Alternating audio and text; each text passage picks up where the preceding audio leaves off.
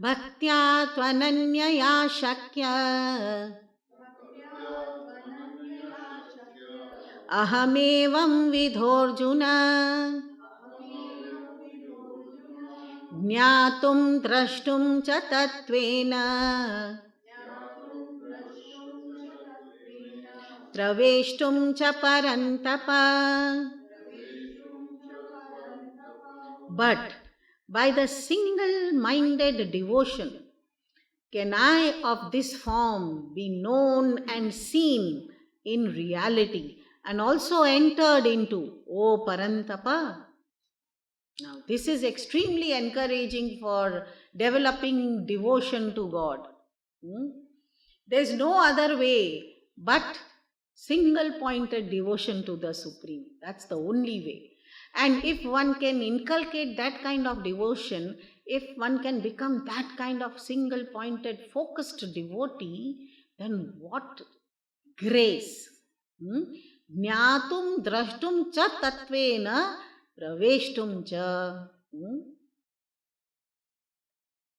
Essentially, not only knowing, but seeing and then entering. See, this is the stepwise development of the devotee. First of all, the devotee will have to know much about the divine, the Supreme. Then he will have to practice accordingly. And then when one practices, one can get such visions. And when such visions one gets, then also one has to remain surrendered at the feet of the Supreme. And then the ultimate merger happens. When it is told, Bhagavan says, Praveshtum. One simply enters the Supreme Reality. This is how nicely Bhagavan has explained that stepwise how devotee gets back to his true nature.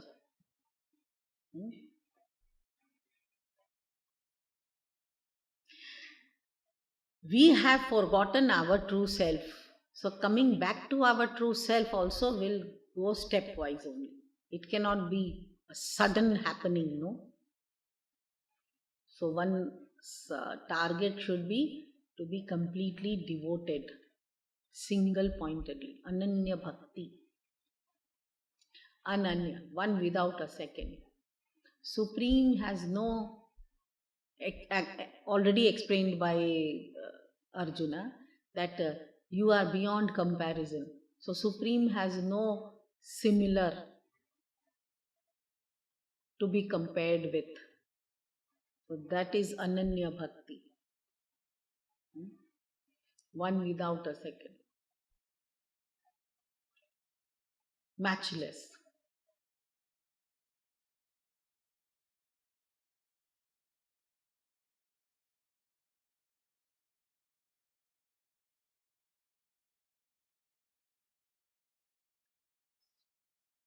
Bhakti is the attitude of mind or intellect. Bhagavan told, Bhaktya tu ananyaya shakya. By Ananya Bhakti it is possible, O Arjuna, to see my cosmic form. And what are the 3 steps told by him? Jnatu, knowing. Knowing and then seeing and then merging. Okay, so knowing, knowledge is important. The foundation of bhakti has to be knowledge, jnanam. I cannot have devotion towards that about whom I don't know. That rapport will not be developed. Why? Because intellect will keep questioning all the time. I have to clear all my doubts about God. Then only I can devote myself to God.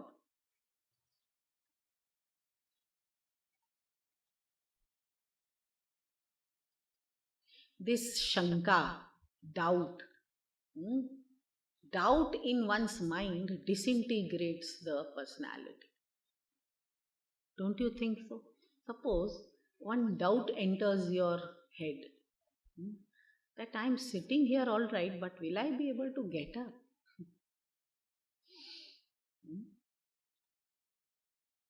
Now your concentration towards what you are doing while sitting will be hampered. Why? Because of the doubt. This mind has got this problem. The moment doubt enters, then you waste hours after that. Until and unless you come out of your doubt, even for your interaction with the world, your mind will not be stable. You won't have the inner confidence. No? You can't proceed, you can't progress. Now, with the doubt about whom I am going to worship and be devoted to, how can I proceed in my bhakti? How can I proceed in my devotion? So, knowledge is so important. Therefore, we need to read a lot about the divine aspect of the Supreme Reality. And then become doubtless about the existence of the Supreme. And then the devotion will be developing properly. Otherwise, it is baseless. It is disintegrated. It is disturbed. So I won't find focus. So many people cannot meditate. Why? Cannot meditate on the Supreme. Why? Because the intellect is not sufficiently fed with proper understanding of that on which the person is meditating. You need sufficient information.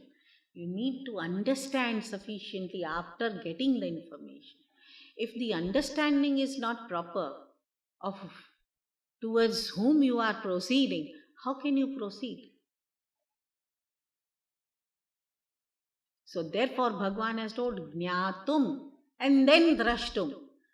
You will see exactly what you believe in.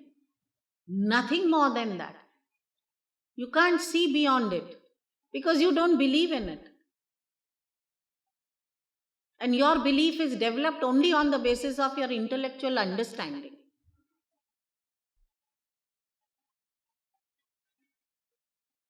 And then merger anyway will not be possible without the proper vision. So very nicely Bhagavan has explained how to proceed on the path of devotion. And now he is